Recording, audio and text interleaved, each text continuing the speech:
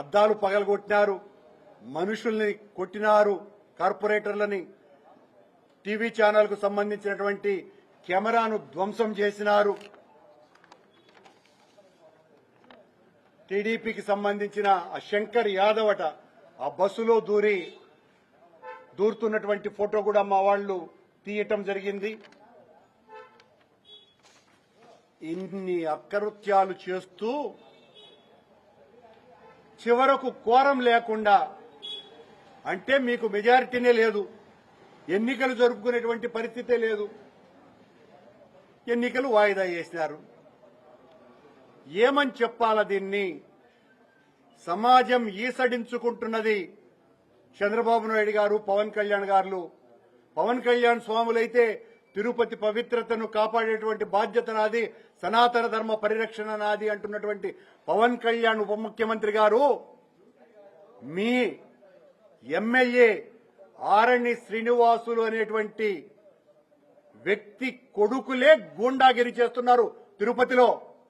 చంద్రబాబు గారు మా పార్టీ నుంచి మా కాళ్ల వెళ్లబడి టికెట్లు సంపాదించుకున్నటువంటి ఆకు రౌడీ ఆ అన్న రామచంద్రయ్య ఈ రోజున రాజమ్మ అనేటువంటి మా కార్పొరేటర్ ఇంటికి వెళ్లి దౌర్జన్యం చేసి ఆవిడను పరామర్శించడానికి సాక్షాత్తు ప్రథమ మహిళ అయినటువంటి మేయర్ గారు ఆమె ఇంటికి వెళితే ఈవిడను ఇష్టం వచ్చినట్టు ఆ ఆకురౌడి దుర్భాషలాడటమే కాకుండా ఆవిడ సీసీ నచ్కేతన్ అనే అతన్ని కొట్టడం జరిగింది, ఒక ప్రభుత్వ ఉద్యోగిని. ఆ అన్న రామచంద్ర అనేటువంటి ఆకురౌడి ఊరంతా కూడా భయపెట్టాలని చూస్తున్నారు.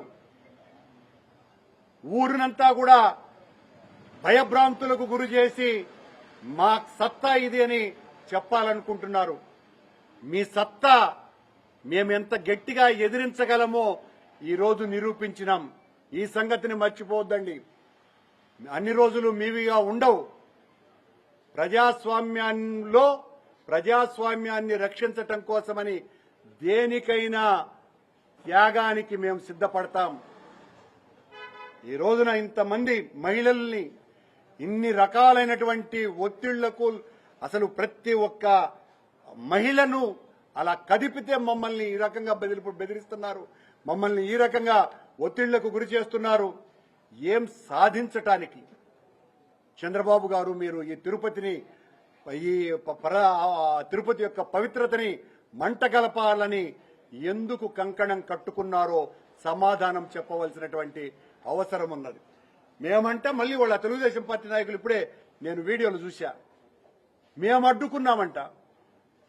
అధికారులు మీ పక్కనున్నారు, పోలీసు అధికారులు మొత్తం మీకే కొమ్ముగా వస్తున్నారు. మా కార్పొరేటర్లని సాక్షాత్తు మా మేయర్ని కూడా దుర్భాషలాడి కార్పొరేటర్లను కొట్టి మా ఎంపీనే అన్యాయంగా అనరాని మాటలు అని మా వ్యాన్ను పగలగొట్టి మాకు సంబంధించినటువంటి ఒక ఛానల్ కెమెరాను విరగ్గొట్టి ఇన్ని చేసినటువంటి మీరు మేము అడ్డుకున్నామని మా మీద ప్రచారం, దాన్ని పచ్చ మీడియా బ్రహ్మాండంగా ప్రచారం చేసుకోవటం ఎంత ఎల్లకాలము సాగదు ఈ దౌర్జన్యం.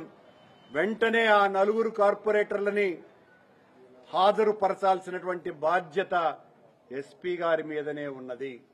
మేము ఆల్రెడీ హైకోర్టులో లంచ్ మోషన్ కూడా మూవ్ చేస్తున్నాం, మళ్లీ చేయటం కూడా జరిగింది. ఎన్నికల ప్రధాన ఆఫీసర్ కూడా చెప్పడం జరిగింది. దీని మీద ఇలా ఇంత లా అండ్ ఆర్డర్ ప్రాబ్లం వచ్చింది, అసలు ఎన్నికలనే పూర్తిగా వాయిదా వేయవలసినటువంటి అవసరం ఉన్నదన్నటువంటి డిమాండ్ మేము చేస్తున్నాం.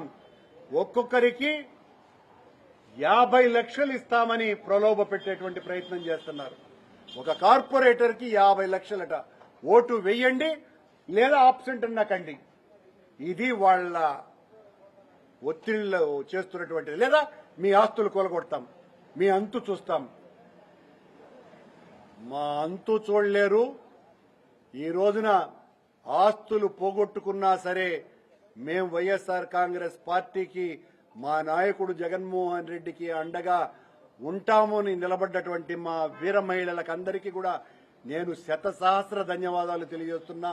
మా ఇక్కడే స్పష్టంగా మా 23 మంది కార్పొరేటర్లు ఉన్నారు. 4 కార్పొరేటర్లు నువ్వు కిడ్నాప్ చేసినారు, మీరే కావాలంటే ఎంచుకోవచ్చు స్పష్టంగా మీడియా ముందరనే ప్రవేశపెట్టాం. కోరం లేకుండా పోయిన తెలుగుదేశం పార్టీకి అక్కడ అటెండ్ అయినటువంటి వాళ్ళు ఎమ్మెల్యేతో సహా కేవలం 22 మంది అన్నటువంటి సంగతిని కూడా ఈ సందర్భంగా గుర్తు చేస్తున్నా.